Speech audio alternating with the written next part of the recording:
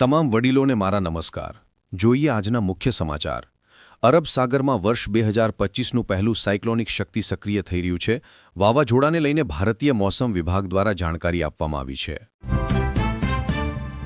નારોલમાંથી કતલ કરવા લાવેલા પશુને બચાવ્યા.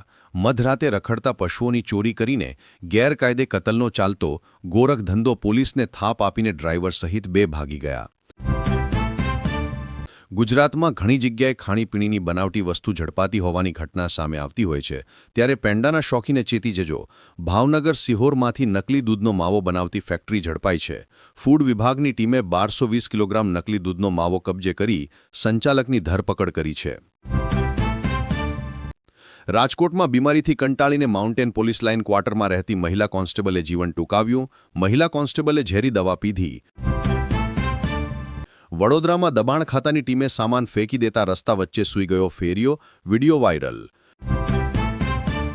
જામનગર રાજકોટ ધોરીમાર્ગ પર ધ્રોળ નજીક ટોઈંગ કરીને લઈ જવાઈ રહેલી એક રિક્ષાની સાથે બાઇક અથડાઈ પડતા સર્જાયેલા અકસ્માતમાં રાજકોટના યુવાનનું ગંભીર ઈજા થવાથી કરુણ મૃત્યુ નિપજ્યું છે, જ્યારે તેના ભાઈને ઈજા થઈ છે.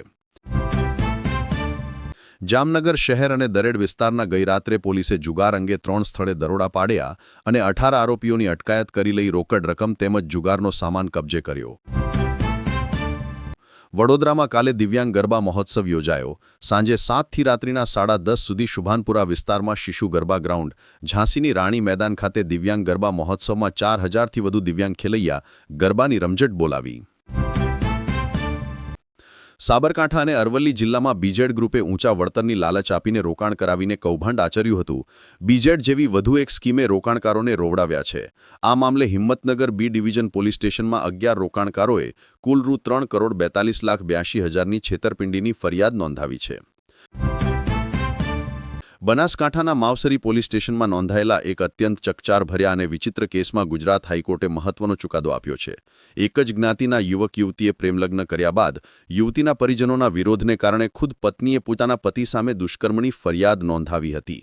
આ કેસમાં ગુજરાત હાઈકોર્ટે પતિના શરતી આગોતરા જામીન મંજૂર કર્યા છે. ગુજરાતમાં માતેલા સાંઢની જેમ વાહન હંકારતા બેજવાબીયાર લોકો પોતાની સાથે અન્ય લોકોના જીવને પણ જોખમમાં મૂકે છે.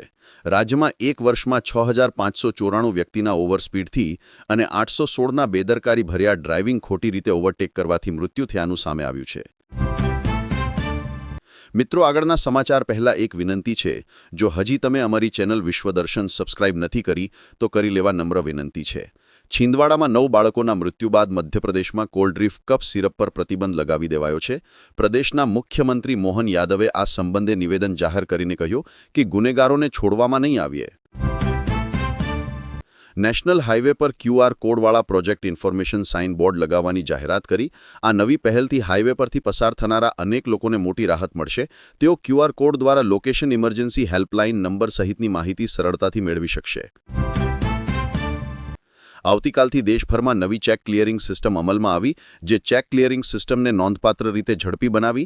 તે બેચ આધારિત પ્રક્રિયા બદલીને ચેક જમા થયા પછી તરત જ ક્લિયરિંગ અને સેટલમેન્ટ થયું. આ ફેરફારનો અર્થ એ છે કે ચેક ફંડ હવે 1 થી 2 કાર્યકારી દિવસને બદલે થોડા કલાકોમાં તમારા બેંક એકાઉન્ટમાં જમા થઈ જશે. કાશ્મીરમાં સિઝનની પહેલી હિમવર્ષા, સફેદ ચાંદરથી પહાડો ઢંકાયા, પર્યટકોમાં ખુશીનો માહોલ. અફઘાનિસ્તાનમાં તાલિબાન સરકારના વિદેશ મંત્રી આમિર ખાન મુત્તાકી 10મી ઓક્ટોબરના રોજ ભારતની મુલાકાતે આવવાના છે. સંયુક્ત રાષ્ટ્ર સુરક્ષા પરિષદે તેમના ભારત પ્રવાસને મંજૂરી આપી દીધી છે. પીઓકેમાં બર્બરતા મામલે ભારતે પાકિસ્તાનની ઝાટકણી કાઢી, કહ્યું કે સેના નિર્દોષો પર અત્યાચાર કરી રહી છે. ખૂબ જ મહત્વના સમાચાર સામે આવ્યા છે. ભારતીય વાયુસેના તેના 93મા વાયુસેના દિવસની ભવ્ય ઉજવણી કરવા માટે તૈયારી કરી રહી છે. આ પ્રસંગે વાયુસેનાના વડા AP સિંહે જણાવ્યું હતું કે ભારતીય વાયુસેનાએ ઓપરેશન સિંદૂર દરમિયાન 5 પાકિસ્તાની F-16 અને JF-17 વિમાનોને તોડી પાડ્યા હતા. પાકિસ્તાન વિચારી લે કે તેને ભૂગોળમાં રહેવું છે કે નહીં.